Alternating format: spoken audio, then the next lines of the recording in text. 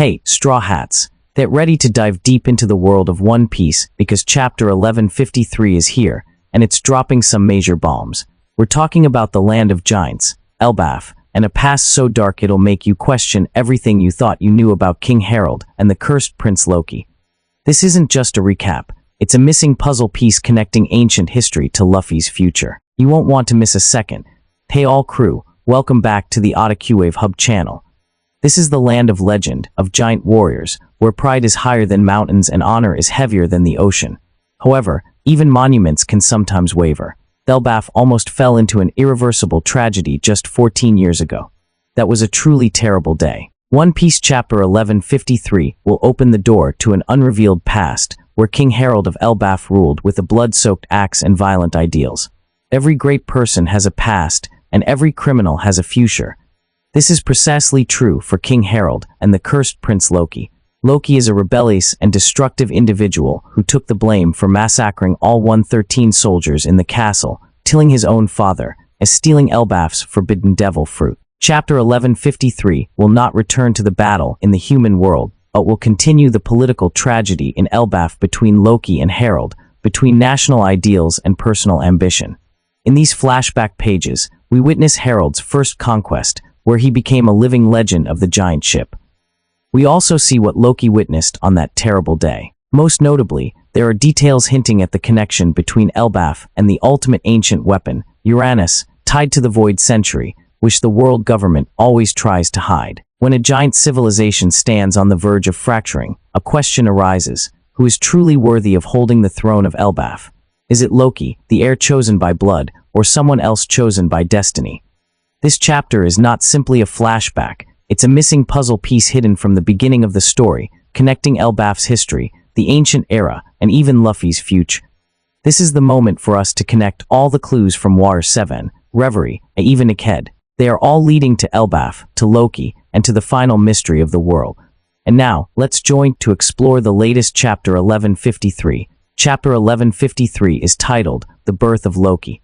We will soon know why Loki was called the Cursed Prince. In Chapter 1152, the castle guards called him that before the atrocity 14 years ago. According to the giants in Chapter 1136, even before Loki was born in Elbaf, there was a prophecy that King Harald would be murdered by his own son. Not long after Loki was born, the royal Lucky Horse died.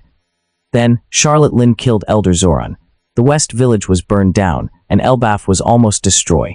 Tragedies continued one after another.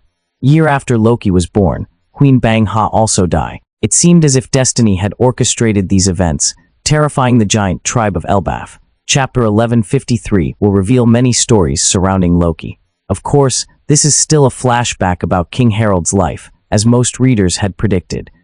This week's cover page continues with the mini-story of Yamato's pilgrimage around Wano country. This Oni tribe child's journey in volume 37 is as follows. Yamato visits Ringo and Kiku. Kiku is now the new feudal lord of Ringo. This is also the final point in her journey, following Kazuki Oden's footsteps from years ago. After this trip, Yamato will return to Hana capital to meet Momonosuke. What we're waiting for is her next plan. Will Yamato face problems in Ringo, or is it just a simple introduction to Wano country in the post-Kaido era by Oda? Most importantly, will Yamato say goodbye to everyone and set sail? Let's continue to wait for Momo to mature and together unleash the ancient weapon Pluton. Let's wait and see. Now for the content of the latest Chapter 1153. Continuing from the end of the previous chapter, Harald simply stopped in that country out of curiosity about the princess. At this time, he enjoyed plundering and war, without any specific goals. In the past, there was indeed a rebellious and violent individual like him. If King Harald was an untamed horse, he needed someone capable of reining him in. And of course, that was a woman. During his time outside, Elbaf's royal ship docked at an unnamed town. King Harald accidentally met a girl from another giant tribe named Ida. Harald saw Ida in a giant cage, but she was actually working in a circus. Harald mistakenly thought she was imprisoned by humans and became furious. According to the description, Ida was a beautiful woman who made Harald fall deeply in love. King Harald immediately destroyed the entire town to free Ida. He thought that with this heroic rescue, Ida would repay him with her body, but she quickly poured cold water on Harald.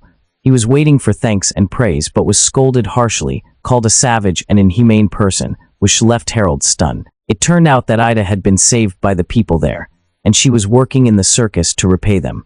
Harald said nothing, didn't bother to find out the reason or context, and hastily wiped out the entire town. That made Ida feel disgusted with him. For the first time, Harald's warriors witnessed their king being scolded harshly by a strange woman, yet he remained as silent as a clam. No anger, no retaliation. The only thing he turned on was love. King Harald was struck by love at first sight with Ida at that very moment. She was a beautiful and strong woman who was not afraid of him. It's unclear what Harald did to atone for his mistakes, but soon after, he offered to invite Ida to live in Elbaf and received her nod. She agreed to go with Harald, and from then on, his temperament changed, becoming gentler. He sincerely wanted to change because of Ida. She is also the mother of Hadrudin. After returning, King Harald immediately implemented many progressive reforms in Elbaf. At the same time, he began to form alliances with many other nations around the world. Harald learned a lot from them, but he also realized that humans were still obsessed with the giant tribe, believing that giants spread war wherever they went. The scene shifts to 81 years ago. King Harald's eldest son with Ida, Hadrudin, was born. King Harald wanted an open and legitimate marriage with Ida and to make her queen. However, he faced fierce opposition from the Council of Elders of Elbaf. The reason had already been told by Hadrudin before, because Ida was not a native Elbafian. They believed that Ida was tainting the noble royal bloodline of Elbaf. The conservative elders would not accept a non-pure prince ascending the throne in the future. Therefore, the Council of Elders chose a pure-blooded Elbafian fiancée for King Harald, a woman named Estrid. This is also Loki's mother. There's something quite peculiar about Estrid. This woman was obsessed with omens, or more accurately, she was extremely superstitious. The next timeline in the flashback is 6 years ago, when Harald's son with Estrid, Loki, was born. As soon as Loki was born, a series of strange events occur, causing Estrid to suffer from postpartum depression. Loki had eyes that resembled those of a cat or a reptile, which was horrifying. Terrified by Loki's strange eyes, and remembering the prophecy that King Harald would be murdered by his own son, Estrid made a decision that shocked everyone. She threw her own son directly into the underworld. Those who read Berserk might recognize the similarity here. Thus, we have another reason to say that Loki fits the mold of a cursed child. He was abandoned by his family, similar to Sanji. Sanji was at odds with his brothers and loved by his mother, but his father scorned him. Loki, however, was thrown into a chasm by his own mother, just like Garp did with his grandson. Loki was also always at odds with Hadrudin. Perhaps it was because he was more jealous, trying to understand why Hadrudin was loved by his mother while he wasn't. Perhaps from then on, Loki decided to wear an eye patch to hide his cat-like eyes.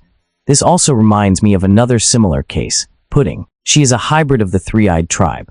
Although Big Mom always hoped her 35th daughter would awaken her eye and help her decipher ancient texts, Big Mom was disgusted and considered Pudding a deformed monster, forcing her to cover her third eye with her bangs. Let's return to Loki. Although he was thrown into the underworld when he was very young, he still survived. This reminds me of Kaido's suicide attempt by jumping from a Sa island. However, Kaido already had a superhuman physique and was fully grown. Plus, he had the mythical zone Azure Dragon Devil Fruit, so he knew he couldn't die. Loki, on the other hand, was just a baby at that time and didn't have any devil fruit. This proves that he is extremely resilient and a born super monster. Loki is dozens of times stronger than Kaido if you ignore the buffs from the devil fruit. Remember the scene where the new giant warrior pirates fell? Hadrudin said that if Luffy hadn't caught them, they would have died. These were all grown giant warriors, yet they were weaker than a child. No wonder Loki alone could take on a whole group of warriors in Elbaf and still win. Even when chained, the young ones had to stay home to guard and didn't dare to go meet the Straw Hat Pirates. It's truly terrifying. At the end of the chapter, Loki is surrounded by wild beasts. He tries to cling to the Atom Tree to climb back to the surface. He's heading back to Horus Castle. Another legendary story will continue in 2 weeks. Next week, the manga will be on a break.